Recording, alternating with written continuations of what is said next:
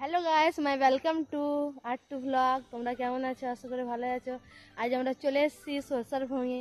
Reels বানাতে এসেছিলাম, কিন্তু ভাবলাম কি একটা মিনি ব্লগ বানিয়ে এলে।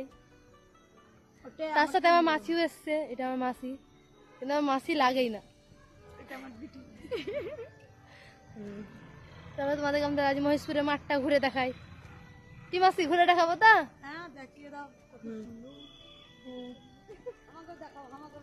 হ্যাঁ, এটা আমাদের দাদু হয়। ভিডিও কল নাকি? না, ভিডিও করলেন না। হ্যাঁ, ভিডিও ছাড়বে গো। তো কি আবার দাদা চলে এসে দাদাই বলি আমরা। আর এইটা এটা তেঁতুল গাছ। ছোট থাকায় জানতাম কি তেঁতুল গাছে ভূত আছে। সত্যি ভূতই আছে তেঁতুল গাছে। বলেছিলাম কি মাঠটা ঘুরিয়ে দেখাবো, চলো তোমাদের ঘুরিয়ে দেখিয়ে দেই। তখন দেখা হলো না দাদাটার জন্য। চলো দেখো, সূর্যটা দারুণ সুন্দর এসছে। কোন সময় যে এসছে, হেভি এসছে। বিকেল বেলায় চলে এসছে আমরা ঘুরতে।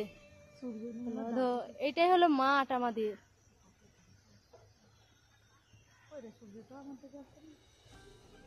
আগে মাঠ বড় সরে ছিল, এখন ঘর হয়ে গেছে। জি, এটাও একটা মাঠ ছিল, ঘর হয়ে গেছে। আর কিছু আগে তেঁতুল পাতা আসতাম, দারুণ লাগতো দেখতে। চলো তোমাদের দেখাই আমরা মাঠটা ঘুরে। কালকে শাক ভাঙতে আসবো। আজকে ভিডিওতে জানিয়ে চুরি করা হবে না, কালকে শাক ভাঙতে আসবো।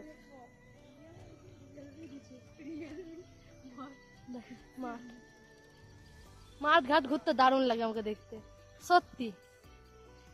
আর দেখো আমার মাসি ফটো তুলছে।